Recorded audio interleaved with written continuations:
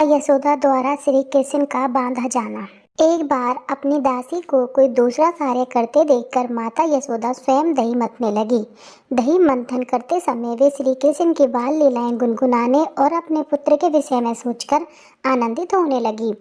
दही मथते समय उनकी साड़ी का सिरा दृढ़ता पूर्वक लिपटा था। वे दोनों हाथों से परिश्रम पूर्वक दही मथ रही थी तो उत्कृष्ट पुत्र प्रेम के कारण उनके सितनों से, जो दोनों हाथों से परिश्रम पूर्वक दही मथने के कारण हिल रहे थे, दूध चूने लगा। उनके हाथ की चूड़ियां तथा कंगन एक दूसरे का स्पर्श करने के कारण रुंझुन कर रहे थे और उनके आभूषण तथा स्तन हिल रहे थे। मुखमंडल पर पसीने की बूंदें थी और शीश की पुष्पमाला इधर उधर बिखरी हुई थी। इस अनूठे दृश्य के समक्ष भगवान श्री कृष्ण बाल रूप में प्रकट हुए। भूखे थे और अपनी माँ के दुलार को बढ़ाना चाहते थे कि माता दही मथना बंद कर दे। उन्होंने संकेत किया कि माँ का पहला कार्य दूध पिलाना था और दही मथना बाद का कार्य था। यशोदा ने अपने पुत्र को गोद में उठा लिया और उनके मुख में अपना स्तन दे दिया। जब श्री कृष्ण दूध पी रहे थे तो माता हंस हंस कर अपने पुत्र की मुख की सुंदरता को निहारे जा रही थी। अकस्मात चूल्हे पर रखा दूध उबलने लगा और दूध को गिरने से बचाने के लिए यशोदा तुरंत ही श्री कृष्ण को एक ओर बिठाकर चूल्हे के पास गई।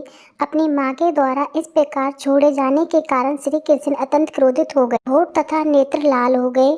अपने दांत तथा होठ बंद कर लिए और हाथ में एक कंकड़ी लेकर तुरंत माखन की मटकी तोड़ डाली और उसमें से मक्खन निकाल लिया और आंखों में कृत्रिम आंसू भरकर वे एकांत में जाकर मक्खन खाने लगी। बीच यशोदा कढ़ाई में उफनते दूध को ठीक करके पुनः मथने के स्थान पर लौट आई।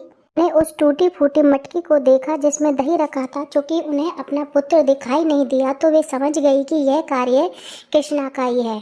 वे हंसने लगी और सोचने लगी कि बालक बहुत चतुर है। मटकी तोड़कर इस स्थान से दंड के भय से चला गया तो और ढूंढने के बाद उन्हें उसने लकड़ी के एक उल्टे रखे उखल पर बिठा पाया।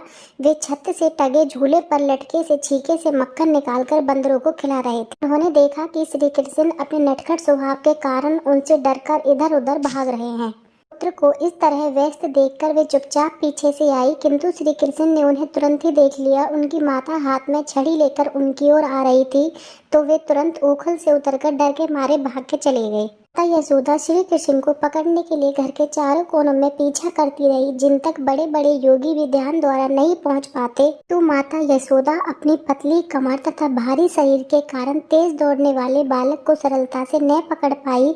फिर भी वे यथासंभव तेजी से उनका पीछा करने लगी।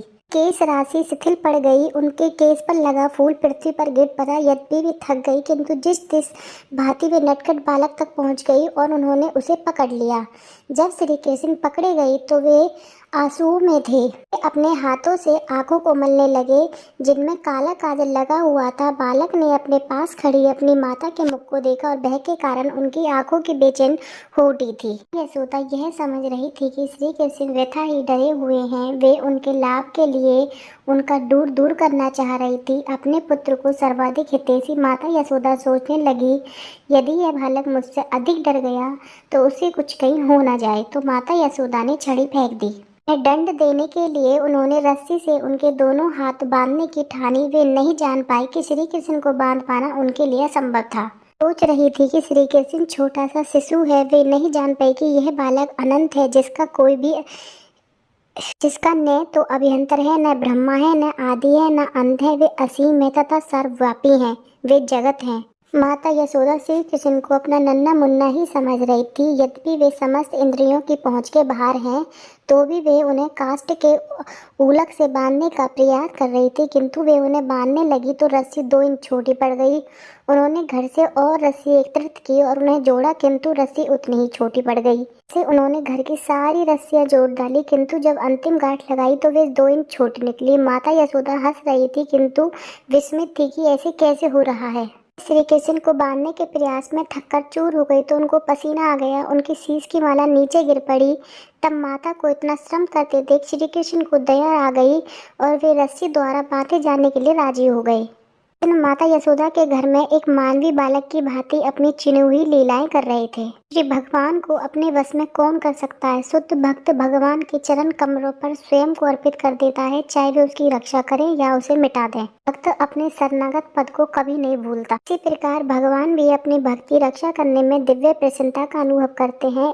इसका प्रत्यक्ष उदाहरण श्री कृष्ण द्वारा माता यशोदा के प्रति समर्पण है। कृष्ण अपने भक्तों के लिए सभी प्रकार की मुक्ति के दाता हैं, किंतु उन्होंने यशोदा को जो वरदान दिया था उसका अनुभव ब्रह्मा जी, शिव जी, लक्ष्मी देवी तक कभी नहीं हो पाया। भगवान जो नंद महाराज तथा यशोदा मैया के पुत्र के रूप में विख्यात हैं, योगियों तथा चिंतकों के लिए कभी कभी पूर्ण रूपेण गए हैं, किंतु भक्तों के लिए सहज सुलभ हैं। न योगियों के, न चिंतकों के, न समस्त आनंद के आधार के रूप में जाने जाते हैं। अपने पुत्र को बांध देने के बाद यशोदा गृह कार्य में लग गई। उस समय उलूक में बंधे हुए श्री कृष्ण ने अपने समक्ष वृक्षों की एक जोड़ी यमल देखी, जिन्हें अर्जुन वृक्ष कहा जाता है। श्री कृष्ण ने अपने मन में विचार किया कि पहले मेरी माता ने मुझे पीने को पर्याप्त दूध नहीं दिया, जिससे मैंने दही की मटकी तोड़ दी और सारा मक्खन बंदरों को बांट दिया। अब उन्होंने मुझे काष्ठ के उलूक में बांध दिया। मुझे पहले से अधिक शैतानी का कार्य करना चाहिए। मैंने अत्यंत ऊंचे अर्जुन वृक्षों की जोड़ी को धराशायी करने का विचार किया। अर्जुन वृक्षों की इस जोड़ी के पीछे एक इतिहास है। अपने पूर्ण जन्म में ये वृक्ष कुबेर के पुत्र के रूप में मानव शरीर धारण करके उत्पन्न हुए थे। नाम नलकुबर और मणिग्रीव थे।